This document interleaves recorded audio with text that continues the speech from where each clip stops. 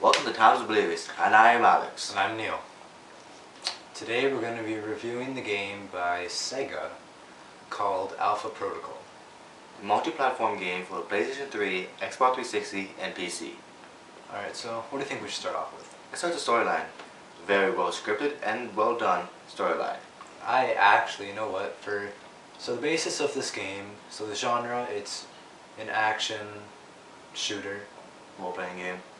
but it's a role-playing game too, which adds an interesting twist to it. So basically, as you go through the game, you level up, you can unlock new stuff, you can upgrade your character, Mike Thornton, and he can become more proficient with whatever weapon you would like to use. But also what I like is that as you go through the storyline, you affect what your character says, right? So whatever you decide to make your character say in response in a cutscene, for example, can affect the entire plot from there on, depending on what response you choose. Yes, and that's actually very great, well done, because you choose every single step in the play, and it affects the gameplay. That's another thing we should talk about, the gameplay. Oh god. What needs a lot of work in this game.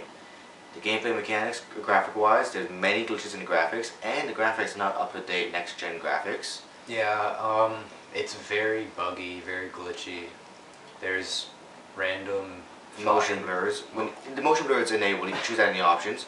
But one thing they gotta fix with the graphics, if you're moving and spinning the camera at the same time, you see a sketchy outline of your character.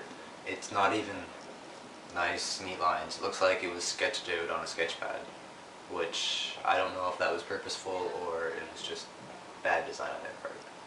Yes. And another with the gameplay is the AI. Oh no. The AI, really ridiculous. On normal, easy, hard, whatever difficulty you play. The AI are just plain stupid.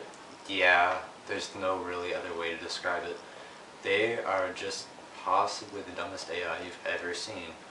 I don't really know why. Maybe something went wrong when they were programming the game, but the AI is just ridiculous. Alright, so let's say you've been detected, right? And you go into cover for about 5 seconds, they'll forget you're there and continue on with what they were doing. Yes. But that does make this game boring. There's many options and available things to do in this game. It's not repetitive, surprisingly. Yeah, I was surprised too. The gameplay is fun, other than its little bugs and glitches and such. But yeah, overall, it's not a bad game. But there are some things that you might get frustrated, like the hacking.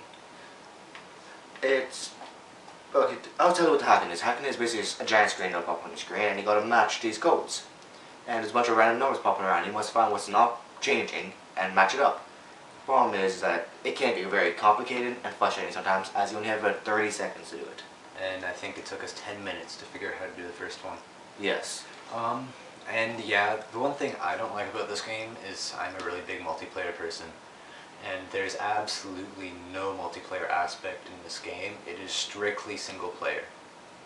Yes, no co-op, no online, nothing. So this game, I don't know, it's good, but it's not gonna last you as long as a game with multiplayer. And for trophy hunting, that's another thing you might not like. I'm a huge trophy hunter. I spend most of the time with trophy hunting when I'm bored. And this game, it is senseless amount of trophies, hidden and unable, frustrating to find. There you go. It, like someone was like deactivate 100. What was it? 100 alarms, I think it was. 100 alarms. Yeah. For me, I like to do stealth. That's not something I would actually found out with if I didn't my friend didn't, he didn't discover it. But yeah, if you're a trophy hunter, this game ain't gonna be for you. No, there's an unbelievable amount of hidden trophies. We tried to count, but we got bored. Yes, very good. That's how many there And is. I got lost. Yeah, that's how many hidden trophies there are in this game. But you know what? Rating out of 5, I'd give it a 3.5. I give it a 3. It's missing a lot of things. I'm not gonna go as low as a 3 because the gameplay is good, it's interesting, it's not repetitive, it keeps you entertained, it has a good entertainment value. Yes, hours, senseless hours gameplay. Yep, and I don't know, that's that. So we do recommend it, we recommend it, you rent it. Not buy it. It's definitely not worth buying. Yes, even if add-ons come out, don't even bother. If add-ons do come out, don't buy the add-ons. It's not going to be worth it. No. So, that's it for our protocol. I give it a 3. I give it a 3.5. And that's it for Times Oblivious. See you next week. With the newest game releases.